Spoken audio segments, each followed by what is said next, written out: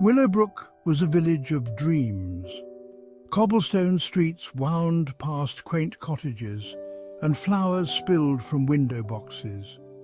In the heart of it all lived Eliza. Her smile was as warm as the summer sun, and her heart overflowed with kindness. Eliza's cottage was a picture of charm. Roses climbed the weathered stone walls, and her garden burst with colour. She tended her plants with care, whispering secrets to the blossoms. Eliza found magic in the everyday. She believed in the goodness of the world and spread her optimism like confetti. To know Eliza was to love her. The rain began before dawn, a steady drumming against the window pane. Eliza woke with a shiver, a familiar ache in her back. A summer cold had settled in her chest, leaving her feeling weary. The day seemed to mirror her mood, grey and heavy. Eliza longed to curl up by the fire with a cup of tea and a good book. But there were chores to be done, and Eliza was not one to give in to discomfort. She rose slowly, each movement a reminder of the cold's grip. She decided to start her day in the kitchen, hoping the warmth of the oven and the aroma of baking would chase away the chill. The kitchen welcomed Eliza with its familiar scents and sounds. She tied on her apron, its faded floral pattern a reminder of sunnier days. As she kneaded dough for her famous bread, a sense of purpose settled over her. Each push and pull of her hands, a rhythm against the countertop. The fragrant steam from the rising yeast, a promise of warmth. Eliza hummed a cheerful tune as she worked. The warmth from the oven spread through the kitchen, chasing away the damp chill. In these simple acts of creation, she found solace and a quiet joy.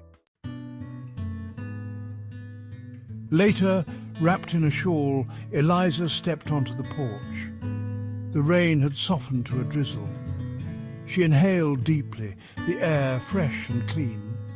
The garden, far from being subdued by the rain, seemed to revel in it. Roses bowed their heads, heavy with glistening raindrops. Tiny rivers flowed between the cobblestones, carrying fallen petals like miniature boats. Eliza knelt by a cluster of lilies, their white trumpets raised to the sky. Even in the rain there was beauty to be found. The rain was not an enemy, but a life-giver, nourishing the soil and encouraging new growth. A knock on the door announced a visitor. It was Mrs. Willowbrook, her cheeks rosy from the rain. She carried a basket laden with jars of homemade jam and freshly baked scones. "Thought you might appreciate a little something to brighten this dreary day," Mrs. Willowbrook said. Soon other villagers stopped by, each bringing their own brand of sunshine.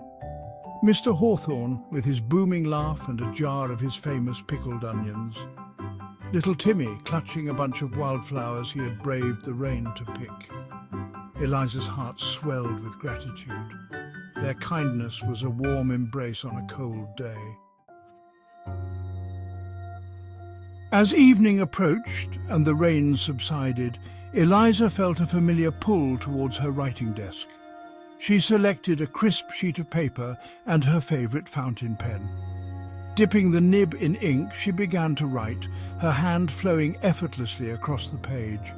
Words poured out of her, a symphony of emotions inspired by the day's experiences. She wrote about the rain's gentle rhythm, the vibrant hues of her garden, the warmth of her neighbour's kindness. Each sentence was a brushstroke, painting a vivid picture of her world. Writing was her therapy, a way to process her thoughts and emotions. As she wrote, she felt a sense of peace wash over her. Later that evening, curled up by the fire with a cup of chamomile tea, Eliza reread her words. A smile touched her lips. The words on the page reflected not just the events of the day, but also the resilience of the human spirit. The rain might have brought challenges, but it had also brought moments of unexpected beauty. She realized that even on the stormiest of days, there was always something to be grateful for. As the embers glowed and the night deepened, Eliza drifted off to sleep, her heart filled with a quiet joy.